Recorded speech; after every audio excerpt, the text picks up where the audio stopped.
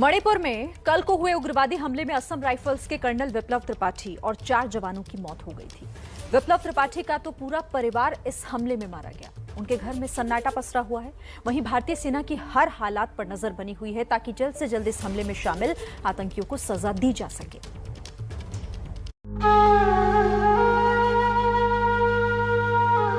छत्तीसगढ़ के रायगढ़ में रहने वाले शहीद कर्नल विप्लव के घर के बाहर सन्नाटा पसरा है। परिवार के 3 लोगों की मौत का दर्द बयान कोई करे भी तो कैसे। देश के लिए कर्नल विप्लव त्रिपाठी ने अपनी जान कुर्बान कर दी। साथ में उनकी पत्नी और 8 साल के बेटे भी नहीं रहे। मणिपुर में हुए उग्रवादी हमले के बाद रायगढ़ में जिस शहर से वीर सपूत थे उस शहर में आज सन्नाटा है। बारिश हो रही है, मानिए आज आसमान भी रो रहा है, क्योंकि एक 6-7 साल के बेटे, उनकी पत्नी और उन्हें विप्लव को उग्रवादियों ने शिकार बनाया है। ये उनका घर है, इसी घर में उनका पूरा परिवार रहता है। विप्लव त्रिपाठी का रायगढ़ में उनके पिताजी वरिष्ठ पत्रकार हैं और जो पार्थिव शरीर है पूरे परिवार का, कर्नल, उनकी पत्नी और बेटे का, वो पहले रायपुर, राजधानी रायपुर लाया जाएगा। उसके बाद देर शाम तक रायगढ़ में उनके पार्थिव शरीर को लाया जाएगा। उसके बाद यहाँ म्युनिसिपल के एक मैदान में अंतिम दर्शन के लिए व्यवस्था की गई है। 1980 में जन्मे कर्नल त्रिपाठी छत्तीसगढ़ के रायगढ़ जिले के रहने वाले थे। उनके दादा डॉक्टर किशोरी मोहन त्रिपाठी स्वतंत्रता संग्राम सेनानी थे। अब परिवार पर गमों का पहाड़ टूट पड़ा है। माता की तो लगभग यानी इंसेन स्थिति है। अभी तक वो विश्वास नहीं कर पाई है कि मैंने जब खबर दी तो मुझे 3-4 थप्पड़ लगाया। सुबह अच्छा, आपको 9:30 बजे बात की, क्या फालतू बात करना है। और जीजा जी लोग की बुरा हाल है, रात भर कोई सोया नहीं है। अभी सबको सिक्योरिटी देकर सुलाया है। कल मणिपुर में सेना के काफिले पर हमला तब किया जब कर्नल अपने काफिले के साथ म्यांमार बॉर्डर पर तैनात एक बटालियन हेडक्वार्टर से लौट रहे थे। असम राइफल्स के काफिले को निशाना बनाकर उग्रवादियों ने पहले आईईडी ब्लास्ट किया, फिर गाड़ियों पर अंधाधुंध गोलियां बरसाईं। हमले की जिम्मेदारी उग्रवादी संगठन पीएलए और पीएमएनपीएफ ने ली है।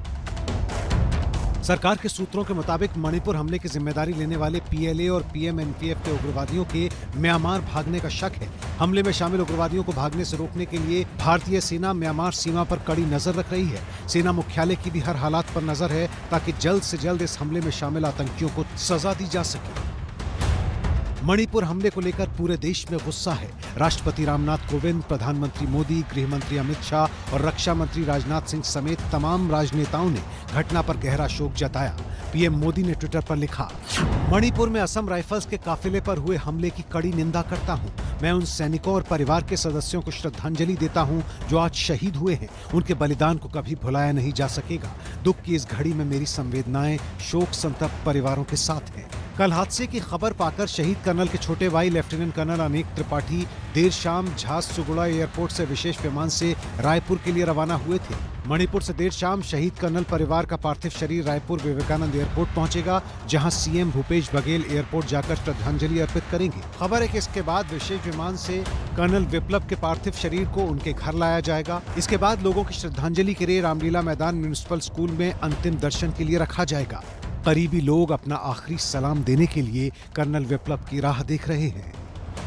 बस वही हाल है, क्या कर रहे हो, मजबूरी है। सुन रहे हैं, देख रहे हैं, ये है, उससे ज़्यादा कुछ कर नहीं सकते। शाम को खबर आई तो हम दोनों गए थे देखने, बैठने 2 मिनट के लिए।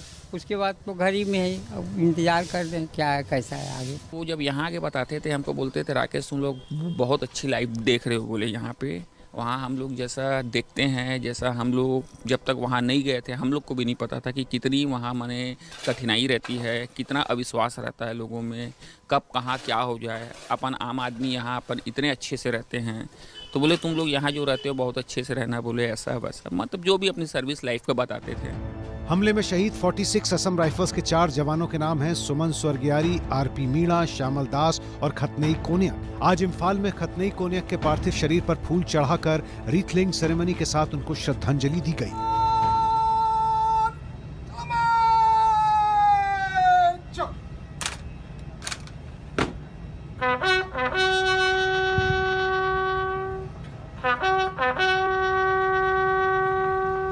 पिछले 6 सालों में मणिपुर में म्यांमार बॉर्डर के करीब ये दूसरा बड़ा हमला है। 6 साल पहले हुए बड़े हमले के बाद भारतीय सेना ने म्यांमार सीमा में घुसकर सर्जिकल स्ट्राइक की थी। आज भी देश आतंकियों को नेस्तनाबूद करने के लिए ऐसा ही इलाज मांग रहा है।